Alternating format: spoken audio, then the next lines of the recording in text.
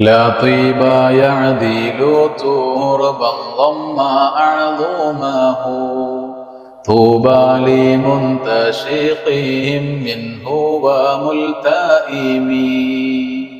ലാ ത്വീബ യഅദിലു, ഒരു സുഗന്ധവും കിടപിടിക്കുകയില്ല.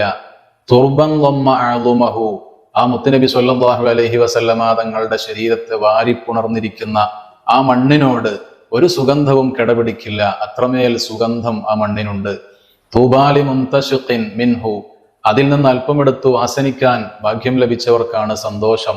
വമുൽതഇമി, അതൊന്ന് ശരീരത്തിൽ പുരട്ടാൻ ഭാഗ്യം ലഭിച്ചവർക്കുമാണ് വലിയ സന്തോഷമുള്ളത്. അഥവാ മുത്തുനബി സ്വല്ലല്ലാഹു അലൈഹി വസല്ലമ തങ്ങളുടെ ശരീരത്തിന് തന്നെ വലിയ സുഗന്ധമാണ്. അതിനേക്കാൾ വലിയ ഒരു കസ്തൂരിയോ അംബറോ ഞാൻ കണ്ടിട്ടില്ല, വാസനിച്ചിട്ടില്ല എന്ന് അനസ് റളിയല്ലാഹു അൻഹു പഠിപ്പിക്കുന്നത് കാണാം. അപ്പൊ അവിടുന്ന് കിടക്കുന്ന ആ ശരീരം തട്ടി നിൽക്കുന്ന മണ്ണിനും അത്രമേൽ സുഗന്ധമാണ്.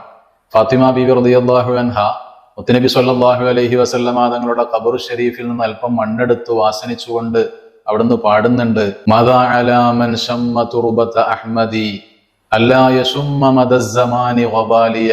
മുഹമ്മദുർ റസൂലുള്ളാഹി സ്വല്ലല്ലാഹു അലൈഹി വസല്ലമ തങ്ങളുടെ ഖബർ ഷരീഫിലെ മണ്ണ് വാസനിച്ചവന് ലോകത്തുള്ള ഏറ്റവും മുന്തിയ പെർഫ്യൂം, സുഗന്ധം, അത് വാസനിച്ചില്ലെങ്കിലും യാതൊരു കുഴപ്പമില്ല. കാരണം അതിനേക്കാൾ സുഗന്ധം ഈ മണ്ണിനുണ്ട് എന്ന് ബീവി പാടുന്നത് കാണാൻ കഴിയും. അപ്പൊ ഇതുവരെ ഇമാം ബൂസീരി റളിയല്ലാഹു അൻഹു ജീവിച്ചിരിക്കുന്ന മുത്തുനബി സ്വല്ലല്ലാഹു അലൈഹി വസല്ലമ തങ്ങളുടെ ഭാവവും സ്വഭാവവും എല്ലാം വിശദീകരിച്ചു തന്നെങ്കിൽ ഈ വരിയോടുകൂടെ മഹാനവറുകൾ വഫാത്തായതിനു ശേഷമുള്ള മുത്തുനബി സ്വല്ലല്ലാഹു അലൈഹി വസല്ലമ തങ്ങളെ മദ്ഹ് ചെയ്യാൻ, അവിടുത്തെ മറവ് ചെയ്ത് കിടത്തിയിരിക്കുന്ന മണ്ണിന് പോലും അവിടുത്തെ ആ ഒരു സുഗന്ധം ഏറ്റുവാങ്ങാൻ സാധിച്ചിട്ടുണ്ട്.